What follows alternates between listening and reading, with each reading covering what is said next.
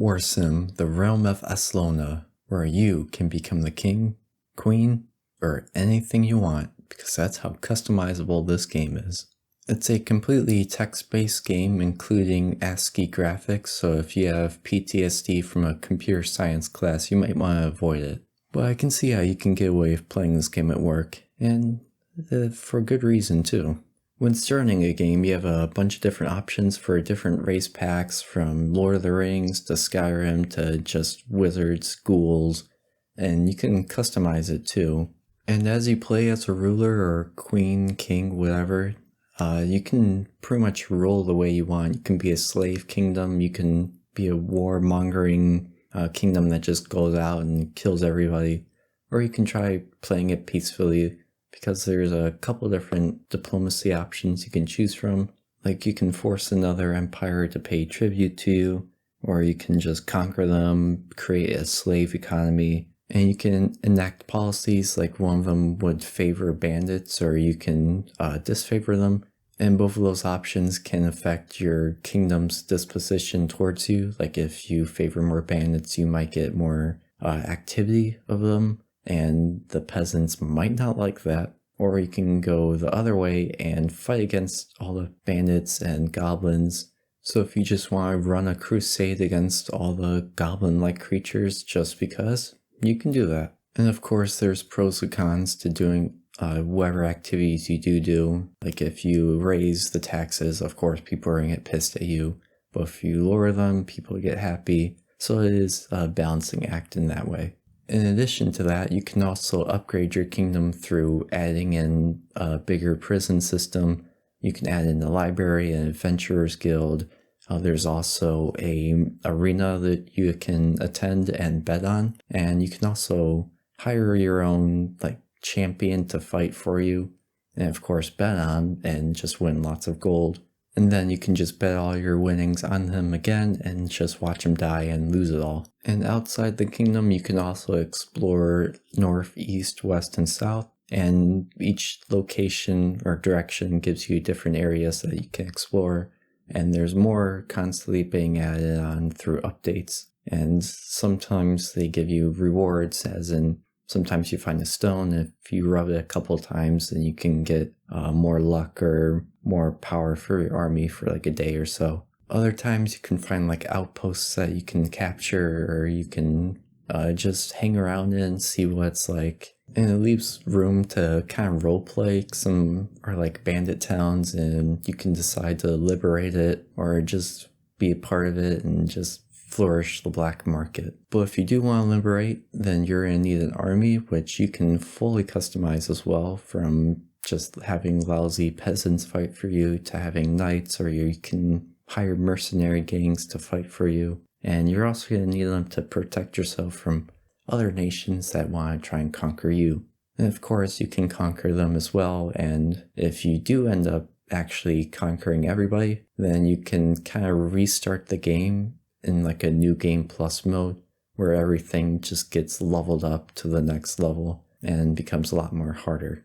As you can see so far, there's plenty to do as a ruler, from kingdom upgrades to leading your army to exploring to doing whatever, conquering, diplomacy, you name it. But the highlight of this game is the throne room. That's where you can meet your people face to face and have to deal with all their problems. But it's entertaining. Some of your citizens may come in and beatbox for you, some may put on a dance and show, some might even try and tell a joke. If you find it funny, you can reward them. If not, you can throw them right into the dungeon or execute them. It's your choice. And I believe that most of your time will be spent dealing with the visitors, either through their problems. Say like a guard ended up killing one of the peasants' chickens and they want reparations for it. And of course you can decide on how to rule with that and repay the peasant for the damages, or throw him in jail, do whatever. And at times it does get a bit overwhelming, so how much visitors you can get in one day. A lot of them tend to be repeated encounters too, so it might get a bit dry, but there are a good amount of unique ones in there to help spice it up.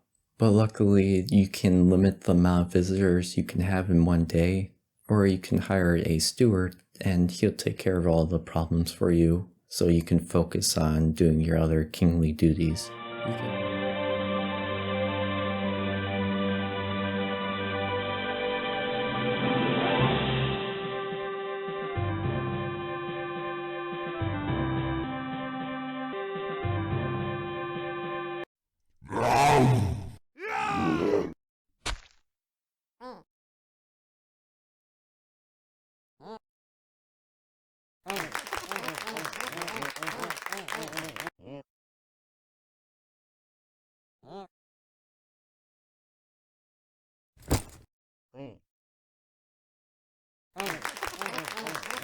You can also hire diplomats, advisors, champions, generals, and a couple others to help you manage your kingdom as well. And they also provide special benefits within their roles. And all throughout the game, especially in the throne room encounters, the game really shows its quirkiness to you. Like, it's not supposed to be serious, it's supposed to be kind of like a jokey, lighthearted type of way.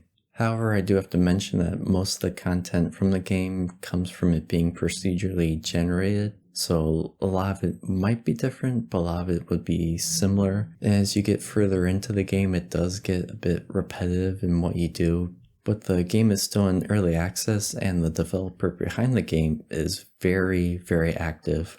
There are tons of new content being added almost every day. He also takes user feedback into consideration too, so if you have an idea or if you have something that you want to have implemented into the game, then you can message him or find a way to contact him, and you might see it be actually added. Warsim is definitely a game with a lot of passion behind it. Because of that, I can see this game becoming a lot greater than it is right now. So if you don't mind the text graphics and you want to be a ruler that can dictate your kingdom into whatever direction you want to lead it into, I would highly recommend this game for you. The game's only going to get better from here, and it has a bright future ahead of it. There's also a lot more to this game that I haven't discussed, but I'll leave that for you to discover because that's part of the joy of this game. It's just seeing all the quirky stuff that can happen within it. It's truly like a choose your own adventure type of thing, but as like a ruler of a kingdom. And that's where a lot of the fun of the game comes from. That's all for this one. Hopefully you found this video helpful, and see ya.